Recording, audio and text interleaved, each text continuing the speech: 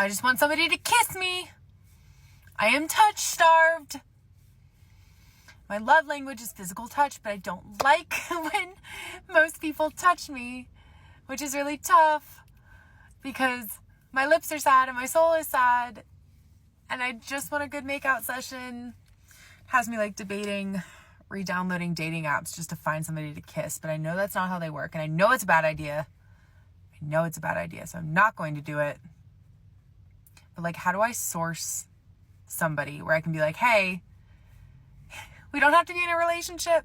I just want you to be hot and think that I'm hot and then we can smooch. And maybe you can hold me. Like if somebody with strong arms were to hold me and snuggle me, that would be really nice too. But the issue is I have to like the person in order to want them to touch me, which then means I should just have a relationship, and I haven't found anybody I like enough to be in a relationship with.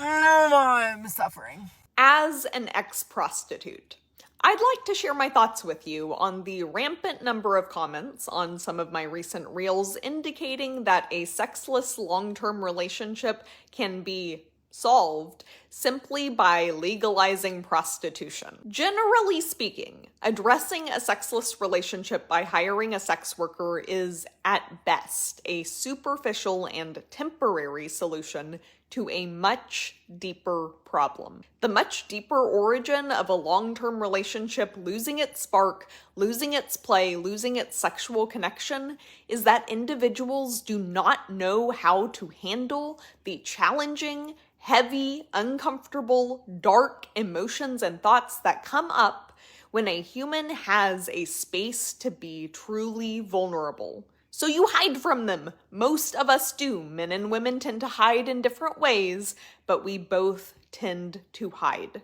Both sexes tend to avoid the ultra discomfort of baring their soul to another human being and holding space for another human being to bare their soul. Long-term relationships, especially through the commitment of marriage, are the perfect container for this kind of deep work, but almost no one knows how to do the uncomfortable inner and relational work this requires. And rather than committing to figuring it out, most men and women fall into avoidance and reactivity in many ways, including prostitution, strip clubs, and porn.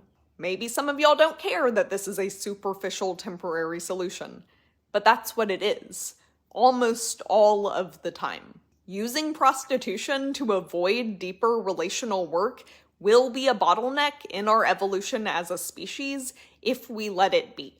Sexlessness among adults under 35 has been climbing steadily for over a decade, and 2026 is the year the climb finally became impossible to spin as a temporary blip.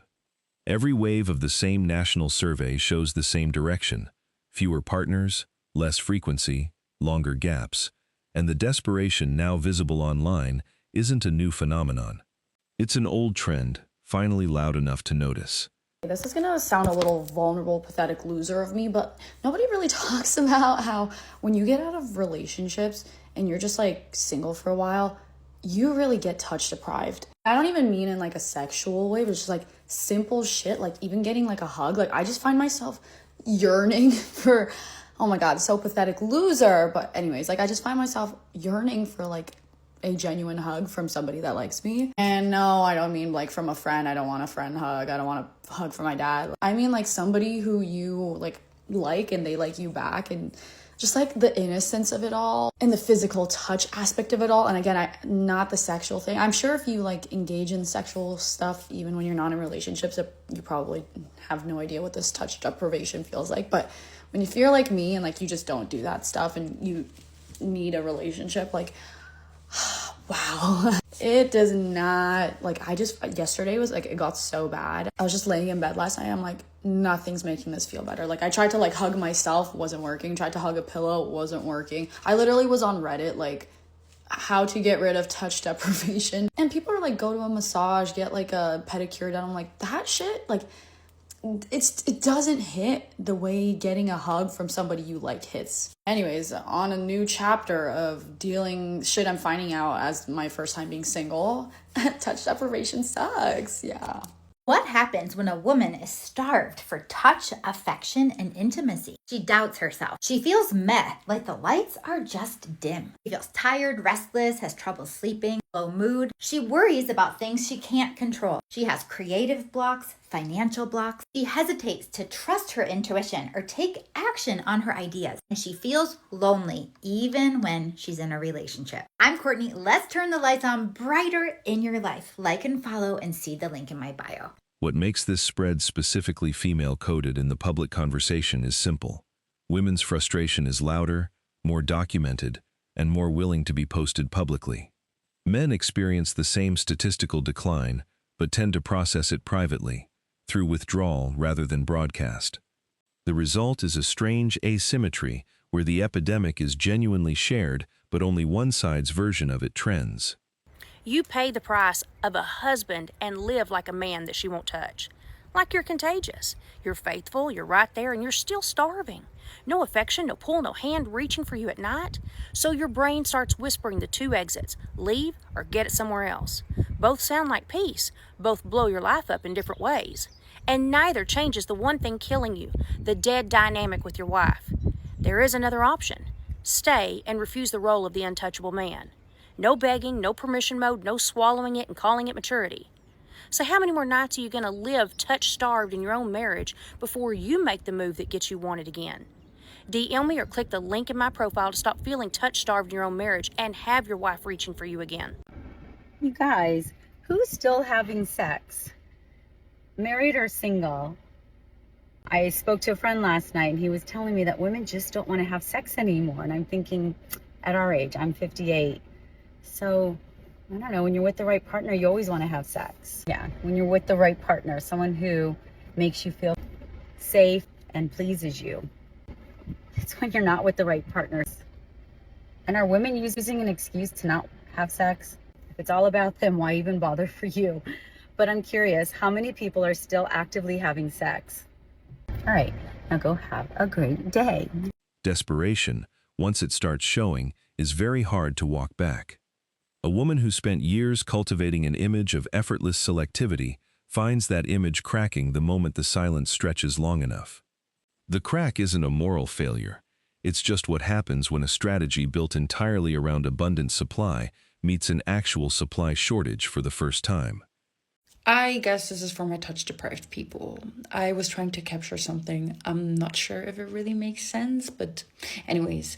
But wanting to be touched is just reaching for a witness, seeking confirmation of one's existence, the desire to feel alive, longing to connect to another, to raise the awareness of our own beauty through the gaze of another, to feel oneself through the hands of someone else. I think I was trying to highlight that it's not necessarily about the physical desire and need. It's not necessarily that we just want to be touched, but the deeper layer is often, not always, but often the craving of emotional intimacy and connection.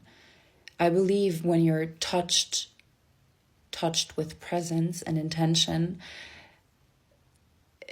a version of you comes alive and you feel feelings through, like triggered and awakened through that other person. And that's also, I believe, why a lot of people become infatuated with certain people, not necessarily with the person itself, but the feeling this person awakens within them. So a lot of the time we crave exactly that feeling, the feeling we get to feel in connection.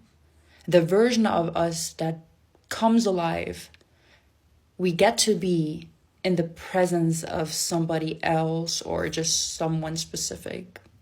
Can be both. Yeah. I think it's deeper than just craving physical touch. It's always deeper if you go deeper, it's always that deep. The specific texture of this desperation matters more than the volume of it. It shows up as over-texting, as manufactured urgency, as content explicitly begging for male attention, dressed up as empowerment messaging. None of that reads as confident anymore, and men, who spend a lot of time online, now that so much dating has migrated there, clock the shift instantly. Confidence and desperation look almost identical from a distance and completely different up close. And up close is exactly where men are looking these days.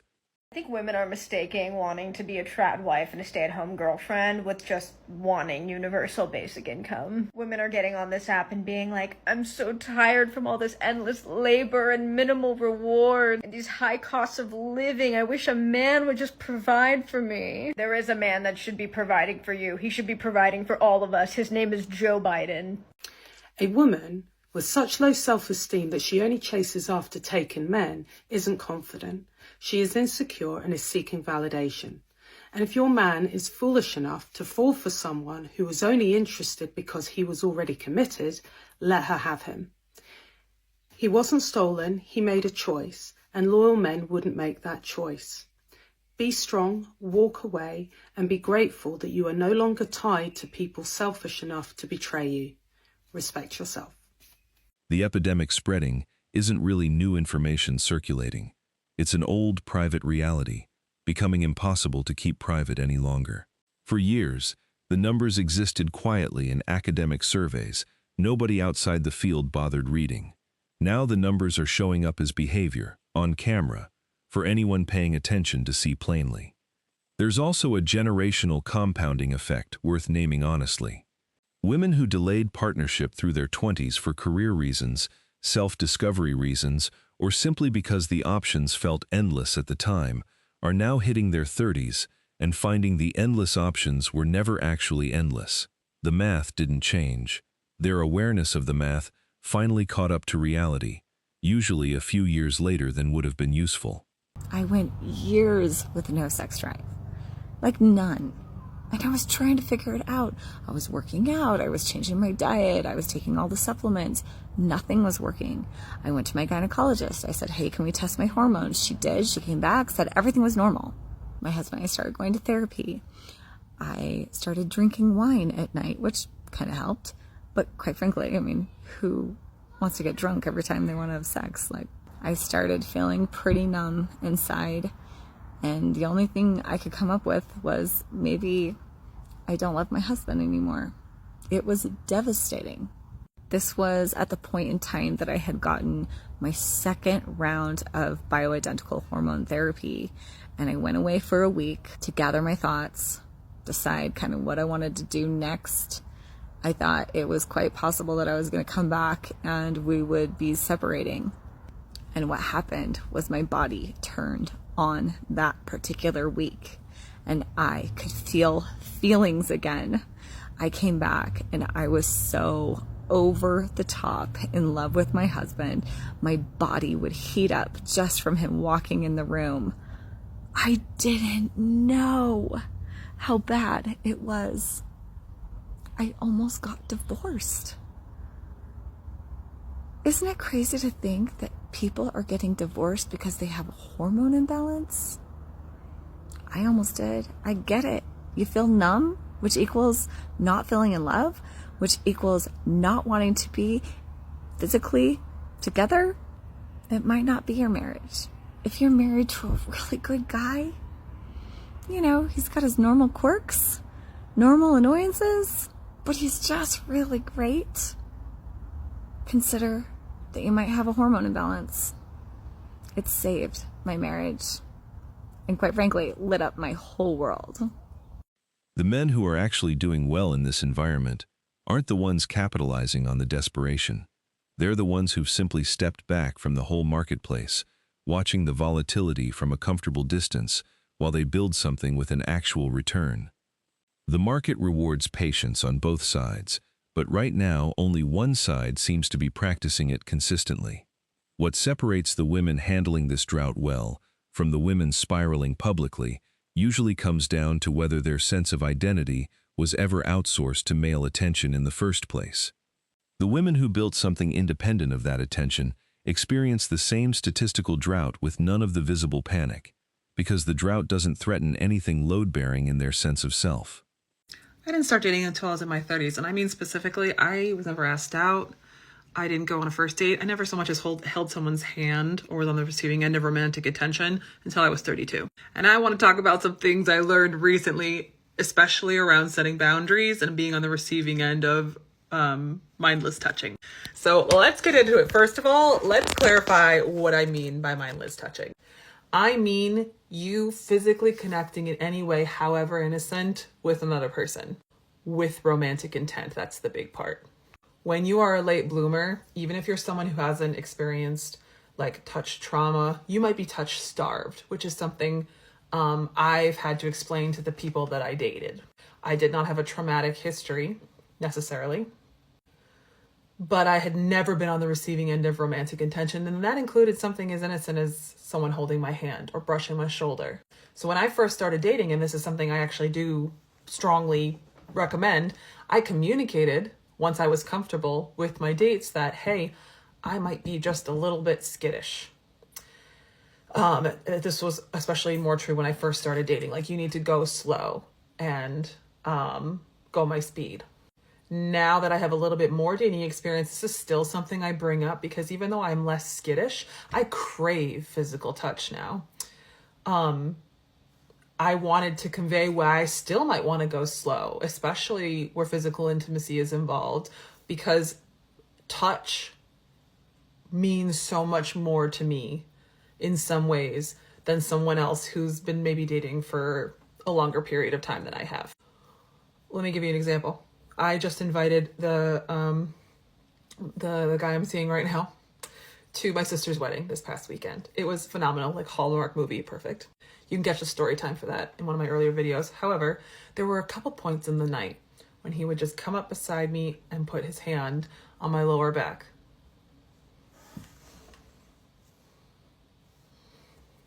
Like, when I tell you, like, where am I even going? Where am I going when I'm thinking that?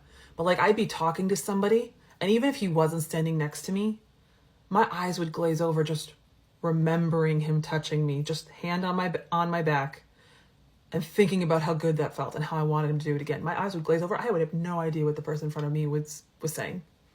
And that's not necessarily a reaction that is typical in a very sex-centric dating culture. For butterflies in my stomach to be a fluttering when someone just brushes hands with me. So when I started dating this time around, I also made the request, can we go slow?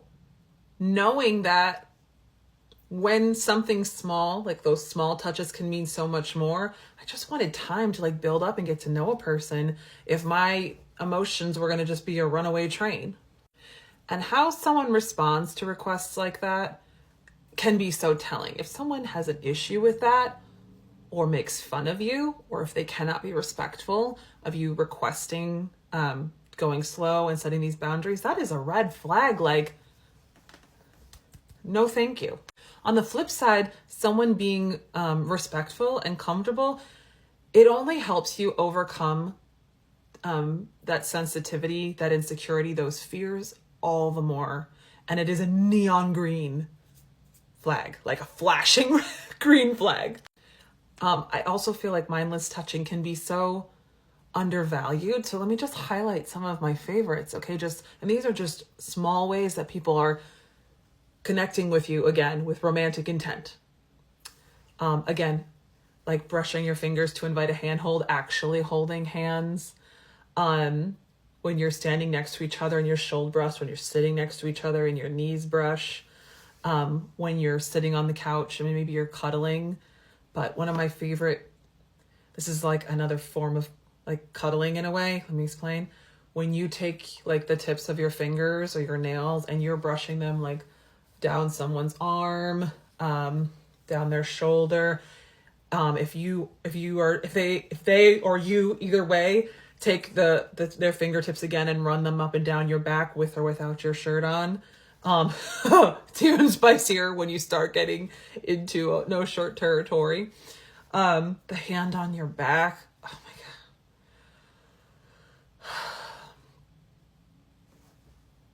God. So what I guess I'm trying to say here is respect and consent are hot. And people who cannot respect you and your boundaries are not worth your time. And it doesn't mean that there is anything wrong with you if you need to go slow, regardless of how much dating experience you've had. There's nothing wrong if those, if you get big feelings, being on the receiving end of that kind of attention. We've never had it, right? And when you get it, you crave it. You crave it so badly. Not a damn thing wrong with you for wanting it and for wanting to go slow. And I just feel like I wanted to bring attention to it for this video because having just been on the receiving end of that, literally this man just touched my arm at one point to ask me where the spoons were. I don't even know where I went. I was like, that drawer, they're over there. So it was a good feeling. I wasn't scared, but there have been moments in the past where I was scared, where I had a date ask me, is this okay? I don't want to startle you. And I appreciated that thoughtfulness so much. You are not too much for requiring that thoughtfulness. That is a bar you are allowed to set. You are worthy for needing to feel that level of comfort, that level of safety. There's nothing wrong with you for needing that. And the good news is you can get used to new things. And that's an exciting new thing to get used to. What are some of the ways that you love experience mindless touching, that you have fantasized about, or that you feel like are undervalued and people need to talk about more? Let me know. Keep building, gentlemen. The men sitting this volatility out from a position of strength are the ones who'll have the most leverage once the dust settles. So tell me, is the visible desperation a fair reaction to a genuinely hard market, or is it revealing something that was always there underneath? That's the video. Like it if it landed, subscribe for the next one, and toss a comment below. I read every one of them. See you soon.